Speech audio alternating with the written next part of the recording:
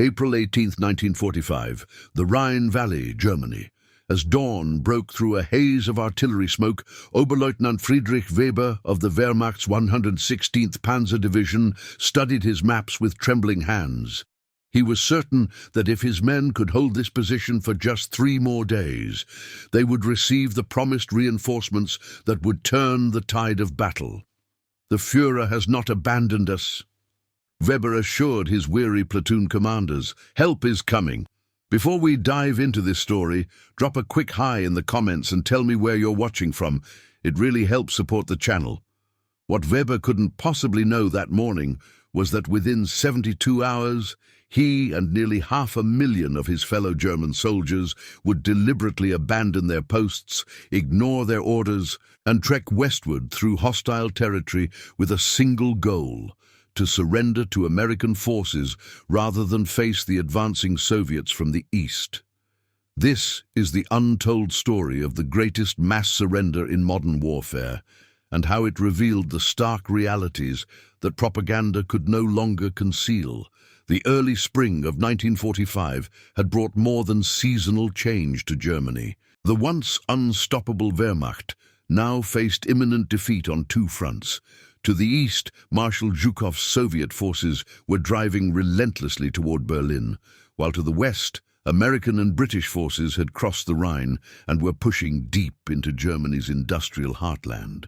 For soldiers like Weber, the war had transformed from a crusade into a desperate struggle for survival. Weber's journey began 3 years earlier at the Officers' Academy in Dresden. The son of a respected physician, he had embraced the nationalist rhetoric that promised to restore Germany's greatness. Now, at 26, his once pristine uniform hung loosely on his frame, and his unit operated at less than 40% of its intended strength.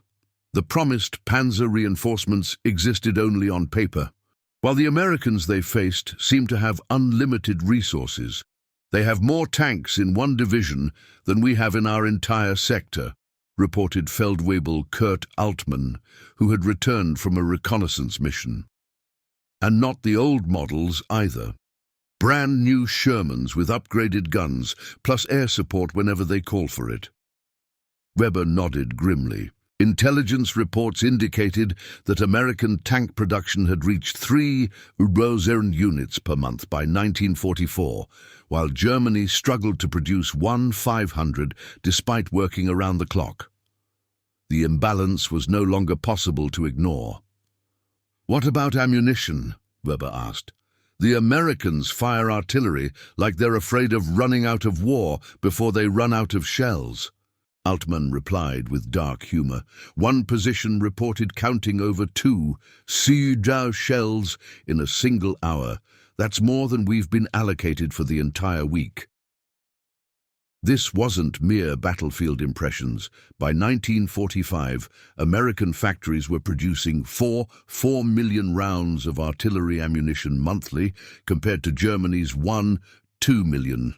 Even accounting for differences in caliber and explosive content, the disparity was overwhelming. As Weber pondered this information, Hauptmann Dieter Kraus, his company commander, arrived with unusual orders. "Command wants us to prepare for a counter-offensive," Kraus announced, his voice betraying his skepticism. "They're claiming 200 Panzer Rifles and Tigers are being transferred from the Eastern Front." The men exchanged knowing glances. Similar promises had been made before, yet the reinforcements never materialized. The Eastern Front consumed everything the Reich could produce, and even that wasn't enough. Meanwhile, 20 kilometers to the west, Technical Sergeant James Miller of the U.S. 1st Infantry Division supervised the loading of supplies from newly arrived trucks. The Americans were preparing for their next push, and Miller's company was receiving its regular resupply. "Coffee, cigarettes, ammunition, fuel, and mail," Miller announced to his platoon. "Everybody gets 3 packs of smokes, full rations, and letters from home."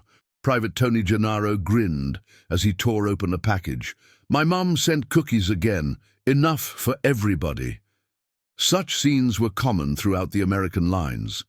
Despite being thousands of miles from home, US forces received regular supplies of both necessities and comfort items. The logistical miracle of the American war machine wasn't just about weapons and ammunition. It extended to food, medicine, and even mail delivery. American divisions typically received 900 tons of supplies daily, delivered by a continuous convoy of 6 trucks that had become the backbone of Allied logistics. Germany, in contrast, relied increasingly on horse-drawn transport as fuel shortages worsened. The Wehrmacht's official allocation had fallen to 300 tons per division per day, but actual deliveries rarely exceeded 120 tons.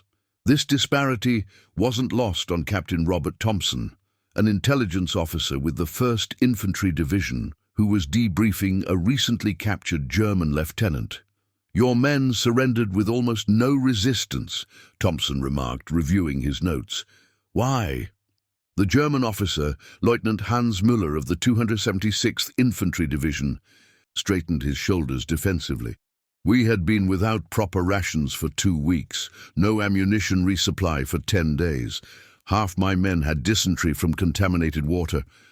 He hesitated before adding, "The rumors about American prisoner camps compared to Soviet ones, they spread quickly." Thompson nodded. The interrogation records revealed a pattern. German units facing west were surrendering at 5 times the rate of those facing Soviet forces.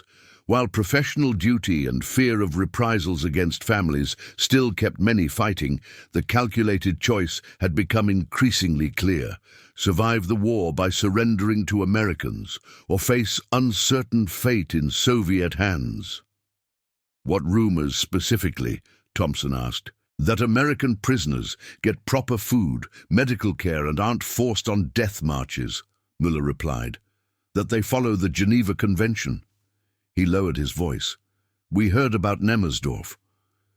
Nemmersdorf had become shorthand for the Soviet atrocities witnessed during their first incursion into German territory in October 1944. Though Nazi propaganda magnified these events, enough truth remained to terrify German soldiers. The choice between surrender to Americans or capture by Soviets was increasingly viewed as a choice between life and death. Back in the German lines, Weber received word that several neighboring units had fallen back without orders. The front was disintegrating, not from American attacks, but from German desertions. He called his platoon leaders together in the basement of a damaged school building.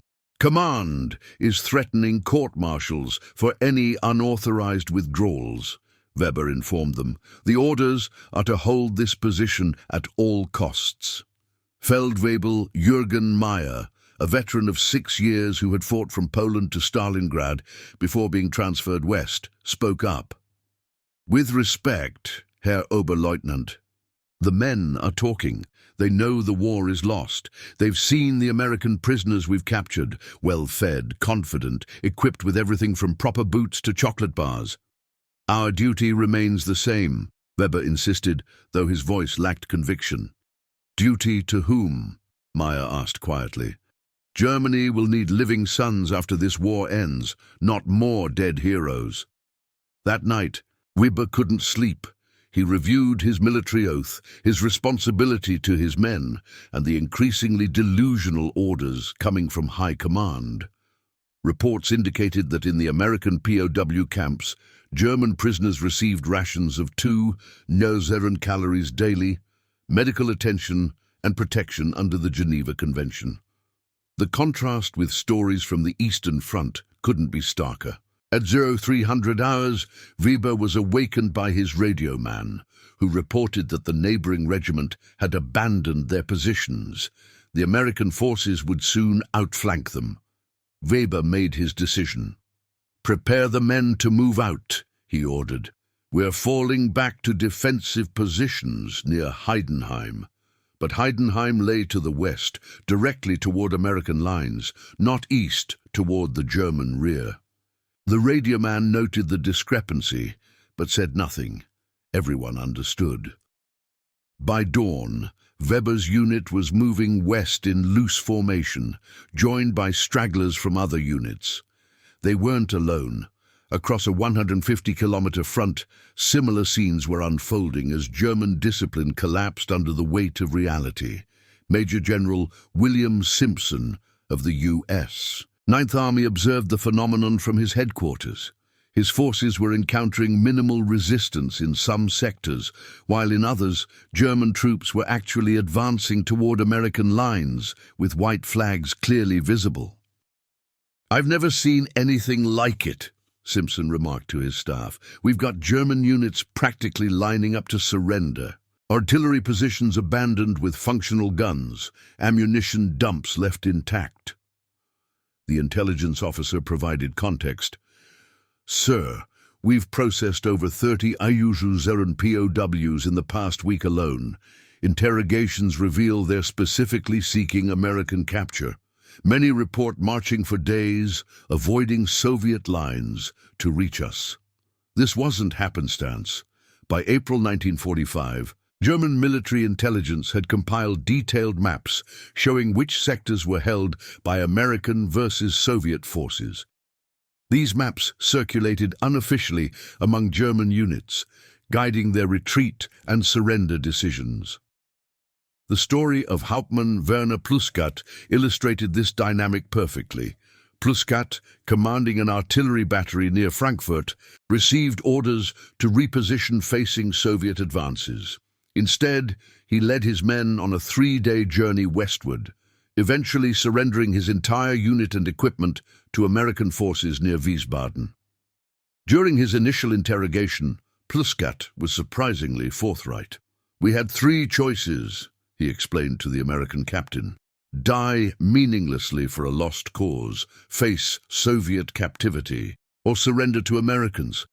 It wasn't a difficult decision. The American captain was curious. "What have you heard about Soviet treatment of prisoners?" "Not rumors," Pluskat corrected. "Facts from Eastern Front veterans. Forced marches without food or water, execution of officers, labor camps where survival beyond a few months is unlikely." He added, "When we saw American POWs in our camps, even with our shortages, they received Red Cross packages, mail, and proper treatment. We knew what to expect." The contrast in prisoner treatment was indeed stark. Records would later show that approximately 35.8% of German POWs in Soviet custody died, compared to less than 1% in American custody. American POW camps, while not comfortable, provided baseline nutrition of 2,000 calories daily, medical treatment, and compliance with Geneva Convention standards. The difference was life and death on a mass scale. This reality created a remarkable historical anomaly.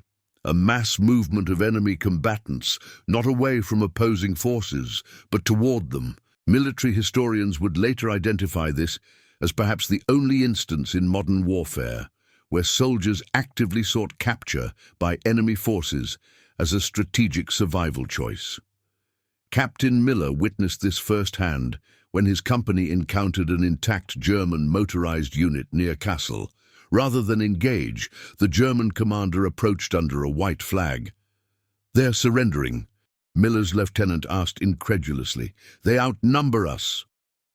The German Hauptmann, upon reaching American lines, explained through an interpreter, "We have 120 men, 14 vehicles including 2 Stet KFZ, 251 half-tracks, complete with weapons. I am surrendering my command intact." When Miller asked why, the German officer responded matter-of-factly, "Because you're Americans, not Russians." This same calculation occurred thousands of times across the front. German General Johannes Blaskowitz, commanding Army Group G, later revealed in captivity that he had quietly authorized unit commanders to surrender to Western forces when continued resistance became futile. This unofficial directive, never committed to writing to avoid charges of treason, likely saved tens of thousands of lives. The human dimension of these mass surrenders created unexpected challenges for American forces. Processing facilities designed to handle hundreds of prisoners suddenly faced thousands daily. Temporary camps sprang up in fields and stadiums. Despite these challenges, American forces maintained proper treatment standards, inadvertently confirming the very rumors that had motivated the surrenders. At one such facility near Remagen, Staff Sergeant Walter Cronin supervised the intake of newly captured prisoners. He noticed something unusual about a group that had just arrived. "These men aren't combat casualties," he remarked to the medic checking them. "They're starving. Look at the malnutrition." The German prisoners, many from Oberleutnant Weber's former command, stood in orderly lines waiting for processing. Their uniforms hung from gaunt frames, and many showed signs of extreme fatigue. Yet there was something else in their demeanor: relief. One prisoner, a young Gefreiter who appeared barely 18, collapsed while waiting.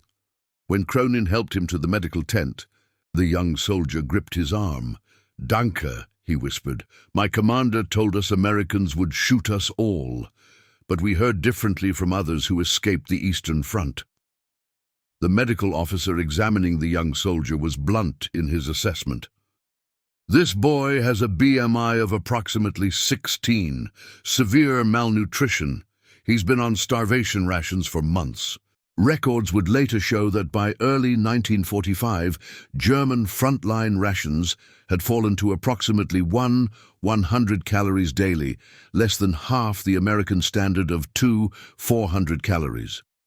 Across the processing area, Weber himself was being interviewed by an intelligence officer. The American was particularly interested in why an officer had led his men to surrender rather than fight. "My responsibility is to my men first, then to Germany, not to the Nazi regime," Weber explained. "Germany will need survivors to rebuild. What future would come from pointless last stands?" The intelligence officer noted that Weber, like many of the officers surrendering, drew a distinct line between loyalty to Germany and loyalty to the Nazi leadership, a psychological separation that enabled them to reconcile surrender with their sense of duty. "What about the Volkssturm units?" the American asked, referring to the hastily organized militia of young boys and old men being thrown into combat. Weber's expression darkened. "Criminal waste. 15-year-old boys with one Panzerfaust and a few days of training sent against Sherman tanks. Old men who fought in the previous war, forced to die in this one. For what? Another week of Hitler hiding in his bunker." As April progressed toward May, the pattern accelerated. German General Erich Brandenberger secretly ordered his remaining forces to avoid engagement with American units while maintaining defensive positions against Soviet advances, effectively creating a one-sided truce. When later questioned about this decision, Brandenberger was direct. "I chose to save German lives where possible. The war was lost." The impact of these mass surrenders extended beyond the immediate military situation. They created logistical challenges that actually slowed the American advance in some sectors.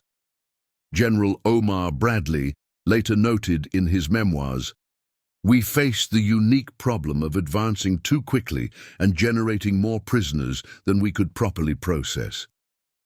By late April, American POW facilities held over 313 German prisoners.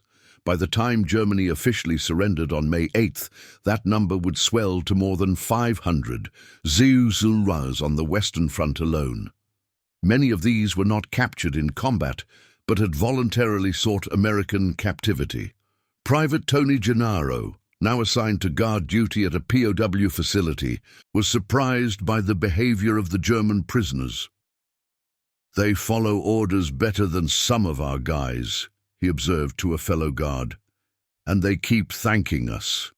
It's weird." His companion, Private First Class Sam Winters, nodded. "The German officer in Compound C has organized them into work details without us even asking. They've improved the drainage, set up better latrine areas. even started teaching English classes. This behavior reflected a remarkable reality.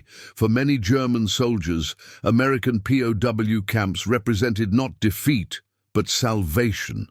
Compared to conditions in their own army during the final months, with irregular rations, minimal medical care, and dwindling supplies, American captivity offered regular meals, medical treatment, and safety from combat. As spring advanced, the processing centers began to document the stories of these surrendered soldiers. A pattern emerged across thousands of interviews, deliberate, calculated decisions to reach American lines rather than continue fighting or risk Soviet capture. Feldwebel Kurt Altmann, Weber's former reconnaissance leader, explained it to his interrogator. "We received one loaf of bread per squad per day in our final week. American prisoners in our camps received individual Red Cross packages with canned meat, chocolate, and cigarettes. Even as their captors, we couldn't match what they received." The material disparity extended beyond food. American divisions operated with approximately 900 vehicles each, compared to the average German division's 200 functional vehicles in 1945. U.S. forces consumed 375,000 tons of petroleum products monthly in the European theater, while the entire German military struggled with an allocation of 150,000 tons monthly across all fronts. These statistics translated into battlefield realities that German propaganda could no longer disguise. When American forces captured German supply depots, they typically found less than 30% of authorized stocks. In contrast, German reconnaissance reported American supply dumps with mountains of crates, visible from observation posts. Major Heinrich Stelzer, who surrendered his battalion near Nuremberg, described the psychological impact. "Every German soldier who observed American operations understood what we were facing. Their vehicles always had fuel. Their troops had new uniforms and boots. Their canteens contained coffee, not ersatz. Reality became impossible to deny." For soldiers who had been told for years about American military inferiority, these direct observations proved transformative. The contrast between propaganda and reality created a cognitive dissonance that ultimately led to the collapse of morale and the mass surrenders that followed. Back in the POW camp, Weber found himself appointed as a barracks leader due to his rank and English language skills. He worked with American administrators to maintain order among the growing prisoner population, which now included soldiers, officers, and even some civilians who had attached themselves to military units seeking American protection. One evening, Weber was summoned to help translate for a newly arrived group. Among them, he was shocked to recognize Hauptmann Dieter Krause, his former company commander who had stayed behind when Weber led his men west. The reunion was bittersweet. Krause looked haggard with a hastily bandaged wound on his arm. "You made the right choice," Krause told Weber quietly. "After you left, they sent what remained of the company to reinforce positions facing the Russians. Only 17 of us made it out when their tanks broke through. We've been walking for 6 days to reach American lines." Krause described how discipline had completely collapsed as the Soviet advance accelerated. Units disintegrated, equipment was abandoned, and soldiers traveled in small groups westward, guided by rumors of which areas were under American control. "The roads west were filled with our men," Krause recounted. "Not just soldiers, civilians too. Everyone trying to reach the Americans before the Russians arrived." This mass movement represented one of the largest voluntary population transfers in European history. Beyond the 500,000 military personnel who surrendered to Western forces, an estimated 4 million German civilians fled westward to avoid Soviet occupation. As May 8th approached and Germany's formal surrender became inevitable, American commanders faced an unprecedented situation. General Eisenhower later wrote, We prepared for fierce last-stand resistance from fanatical Nazi units. Instead, we encountered the opposite, mass surrenders and cooperation from an enemy more afraid of our allies than of us. And the final statistics told the remarkable story. In the last 8 weeks of the European war, American forces accepted the surrender of approximately 500 German military personnel who had made deliberate choices to reach Western lines. Compared to the Eastern Front, where surrender rates remained low until the final days, this represented a surrender-to-casualty ratio nearly 5 times higher. For soldiers like Weber, the American prison camps became temporary homes that would eventually lead back to civilian life. The U.S. military's adherence to the Geneva Convention, even when dealing with unprecedented numbers of prisoners, stood in stark contrast to conditions on the Eastern Front. In July 1945, with Germany now under Allied occupation, Weber received news that he would be among the first group of prisoners processed for civilian reintegration due to his assistance with camp administration and his lack of Nazi party affiliation. Before his release, Weber had a final conversation with Captain Thompson, the intelligence officer who had first interrogated him months earlier. "What will you do now?" Thompson asked. Weber looked thoughtful. "Rebuild. Germany will need doctors, engineers, teachers. The physical reconstruction will be easier than rebuilding trust and humanity after what we've become." Thompson nodded. "You know, we've interviewed thousands of prisoners. The same theme appears repeatedly: disillusionment. How did that happen to an entire army?" "Gradually, then suddenly," Weber replied. "First, small disparities between what we were told and what we observed. Then larger contradictions became impossible to ignore. The turning point was seeing American prisoners, well-fed, confident, receiving mail and Red Cross packages even as our own supplies dwindled." He continued, "By the time we faced your Sherman tanks with our horses pulling artillery, the contrast was too great to rationalize. The material reality broke through the ideological fantasy." The systematic processing of German POWs continued throughout 1945 and into 1946. Unlike Soviet practices, which kept German prisoners as forced labor for years, sometimes decades, American forces repatriated most prisoners within 18 months. This difference would be remembered for generations in German families. When Weber finally returned to his hometown near Stuttgart in October 1945, he found it under American occupation. The contrasts that had begun on the battlefield continued in peacetime. American military government provided basic food supplies to prevent starvation, organized rubble clearance, and gradually restored essential services. Weber's decision to surrender to American forces ultimately saved not only his life, but the lives of the men under his command.